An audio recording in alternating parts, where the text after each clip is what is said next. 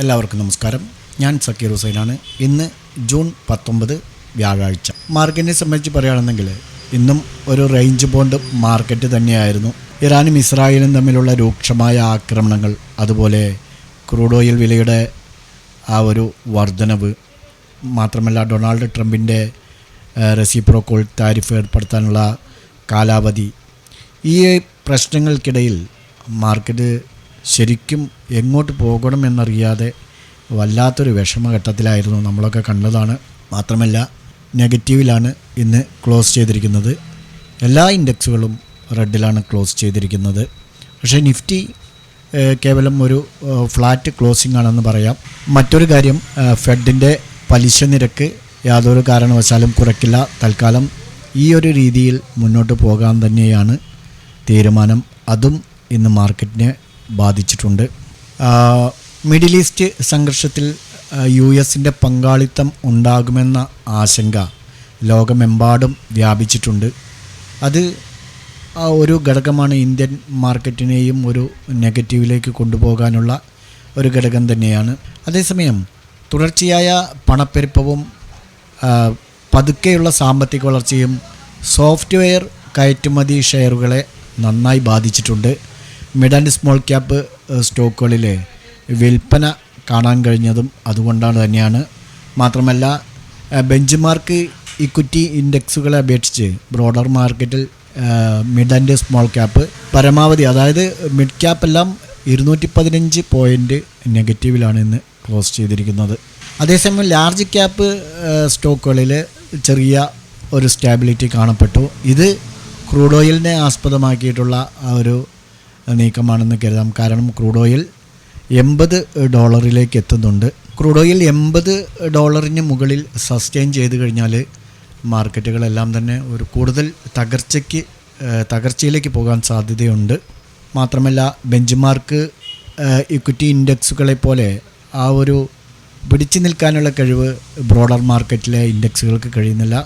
അതിൽ മറ്റൊരു ഘടകമെന്ന് പറയുന്നത് പ്രോഫിറ്റ് ബുക്കിംഗ് ഇന്ന് മിഡ് ആൻഡ് സ്മോൾ ക്യാപ്പിൽ നടന്നിട്ടുണ്ട്. ഇന്ന് നിഫ്റ്റിയുടെ വീക്ക്ലി എക്സ്പയറി ഡേ ആണ്.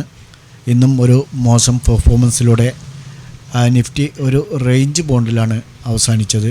ഇന്ന് ഓപ്പണിംഗ് മുതൽക്ക് തന്നെ കാര്യമായ ഒരു ട്രേഡൊന്നും എടുക്കുന്ന രൂപത്തിലുള്ള ആ ഒരു മൂവ്മെൻ്റ് അല്ലായിരുന്നു. ഒരു ഫ്ലാറ്റ് ഓപ്പണിങ്ങിന് ശേഷം റേഞ്ച് ബോണ്ടിൽ കുടുങ്ങി 24,793 അവസാനം ക്ലോസ് ചെയ്തു. മിക്ക സെക്ടറുകളും ഇന്ന് റെഡിലാണ് ക്ലോസ് ചെയ്തിരിക്കുന്നത്. റിയാലിറ്റി, മെറ്റൽ, എനർജി എന്നിവയാണ് ഏറ്റവും കൂടുതൽ നഷ്ടം നേരിട്ടത്. ഇന്ന് 1.6% മുതൽ 1.9% വരെയാണ് Nifty mid and small cap ഇൻഡെക്സുകൾ ക്ലോസ് ചെയ്തിരിക്കുന്നത്, നെഗറ്റീവിൽ ക്ലോസ് ചെയ്തിരിക്കുന്നത്. സെൻസെക്സ് ഇന്ന് 82 പോയിൻ്റ് അഥവാ 0.10% ഇടിഞ്ഞ് 81,361 ക്ലോസ് ചെയ്തിരിക്കുന്നത്. ഇന്ന് 81,583 മുതൽ 81,191 എന്ന ഒരു റേഞ്ചിലാണ് സെൻസെക്സ് ട്രേഡായിരിക്കുന്നത്. അതുപോലെ നിഫ്റ്റി കേവലം 18 പോയിൻ്റ് അഥവാ 0.08% ഇടിഞ്ഞ് 24,793 ക്ലോസ് ചെയ്തിട്ടുണ്ട്. സെൻസെക്സിൽ ലിസ്റ്റ് ചെയ്ത 30 സ്റ്റോക്കുകളിൽ 22 എണ്ണവും ഇന്ന് റെഡിലാണ് ക്ലോസ് ചെയ്തിരിക്കുന്നത്. Adani Ports, Bajaj Finance, Tech Mahindra, IndusInd Bank, Nestle India എന്നിവ 2.50% മുതൽ 1.28% വരെ നഷ്ടത്തിലാണ് ക്ലോസ് ചെയ്തിരിക്കുന്നത്. Mahindra and Mahindra, Titan Company, Larsen and Toubro, Bharti Airtel, Maruti Suzuki, India എന്നിവയാണ് ഏറ്റവും കൂടുതൽ ഇന്ന് നേട്ടമുണ്ടാക്കിയ സ്റ്റോക്കുകൾ. 1.69 മുതൽ 0.45% വരെയാണ് ഇത്. എന്നാൽ നിഫ്റ്റി ആട്ടോ ഇൻഡെക്സ് മാത്രം മൊത്തത്തിലുള്ള വിപണി സെൻറ്റിമെൻറ്റ്സിനെ മറികടന്ന് പോസിറ്റീവ് ടെറിട്ടറിയിൽ ക്ലോസ് ചെയ്ത ഏക സെക്ടറൽ ഇൻഡെക്സായി ഉയർന്നിട്ടുണ്ട്. ഐഷർ മോട്ടോഴ്സ്, മഹീന്ദ്ര ആൻഡ് മഹീന്ദ്ര, ബജാജ് ആട്ടോ എന്നിവയുടെ ആ ഒരു ബുള്ളിഷ്നെസ്സിൻ്റെ ഫലമായാണ് ഇൻഡെക്സ് 0.52% ഉയർന്നത്. മറുവശത്ത് നിഫ്റ്റി PSU ബാങ്ക് ഇൻഡെക്സാണ് ഏറ്റവും പിന്നിലായത്. 2.04% നഷ്ടത്തിലാണ് ക്ലോസ് ചെയ്തിരിക്കുന്നത്. ഇതിനെ തുടർന്ന് നിഫ്റ്റി, മെറ്റൽ, മീഡിയ, റിയാലിറ്റി ഇൻഡെക്സുകളും ഇടിവുണ്ടാക്കി. ഓരോന്നിനും 1%-ലധികമാണ് ഇടിവ് നേരിട്ടത്. മറ്റെല്ലാ സെക്ടറൽ ഇൻഡെക്സുകളും ഇന്ന് താഴ്ന്നാണ് ട്രേഡിംഗ് നടത്തിയത്. അതേസമയം ഇന്ത്യ വിക്സ് 0.14% കുറഞ്ഞ് 14.26 ക്ലോസ് ചെയ്തിരിക്കുന്നത്. NSEയിൽ ട്രേഡ് നടത്തിയ 2954 സ്റ്റോക്കുകളിൽ 2363 എണ്ണം താഴ്ന്നപ്പോൾ 516 എണ്ണം നേട്ടത്തോടെ മുന്നേറി, 75 എണ്ണം മാറ്റമില്ലാതെ തുടർന്നു.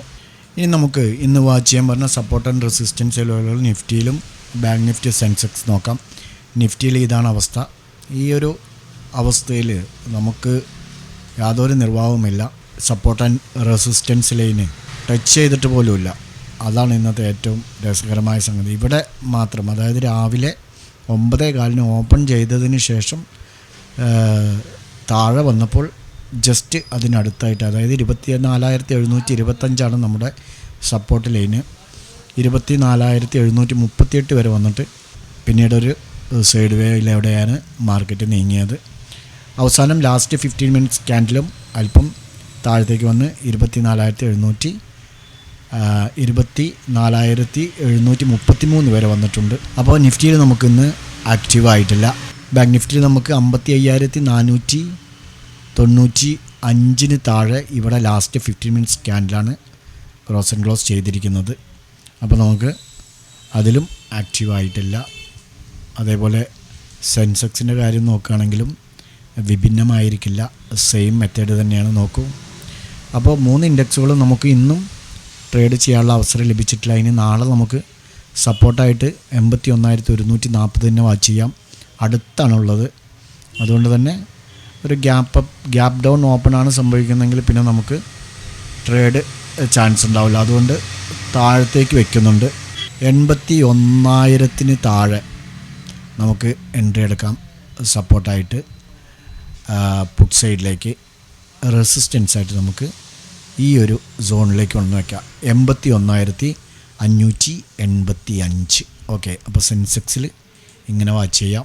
നാളെ വെള്ളിയാഴ്ചയാണ്. പ്രത്യേകം ശ്രദ്ധിച്ച് ട്രേഡ് ചെയ്യേണ്ട ദിവസമാണ്. ഒന്നാമത്തേത് ജിയോ പൊളിറ്റിക്കൽ ടെൻഷനുണ്ട്. മറ്റേത് മൊത്തത്തിലുള്ള ആഗോള സൂചനകൾ നെഗറ്റീവ് തന്നെയാണ്. പക്ഷേ എന്നിരുന്നാലും മാർക്കറ്റ് ഇപ്പോഴും ഒരു റേഞ്ച് ബോണ്ടിലാണ് എന്നുള്ളതാണ്. കണ്ണുമൂടി ട്രേഡ് എടുത്ത് കഴിഞ്ഞാൽ നമുക്ക് നഷ്ടം സംഭവിക്കാനുള്ള സാധ്യതയുണ്ട്. ശ്രദ്ധിച്ച് ചെയ്യുക. ഓക്കെ, ബാങ്ക് നിഫ്റ്റി നമുക്ക് സപ്പോർട്ട് ലൈൻ മാറ്റുന്നുണ്ട്. ഇതാണ് 55,370 സപ്പോർട്ടും റെസിസ്റ്റൻസ് ലെവല് 55,710. ഓക്കെ, ഇത് ബ്രേക്കൗട്ട് ചെയ്താൽ തന്നെ നമുക്ക് മുകളിലേക്ക് എൻട്രി എടുക്കാം.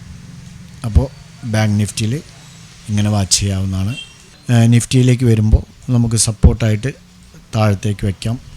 ഇതാണ് 24,660 സപ്പോർട്ടും റെസിസ്റ്റൻസ് ഈ ഒരു സോണിൽ വയ്ക്കാവുന്നതാണ്. 24,860 റെസിസ്റ്റൻസും. അപ്പോൾ ഈ 3 ഇൻഡെക്സുകളും നിങ്ങളുടെ ട്രേഡിംഗ് പ്ലാറ്റ്ഫോമിൽ ആഡ് ചെയ്ത് ഈ സപ്പോർട്ട് ആൻഡ് റെസിസ്റ്റൻസ് ലെവലുകൾ ബ്രേക്കൗട്ട് ചെയ്ത് ക്രോസ് ആൻഡ് ക്ലോസ് ചെയ്യുന്നുണ്ടോ എന്നുള്ളത് നോക്കുക 15 മിനിറ്റ്സ് ടൈം ഫ്രെയിമിൽ.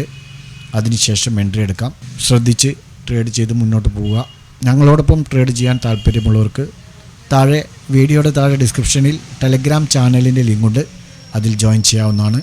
നാളെ നല്ലൊരു പ്രോഫിറ്റബിൾ ഡേ ആവട്ടെ എന്ന് ആശംസിച്ചുകൊണ്ട് നിർത്തുന്നു. ബൈ.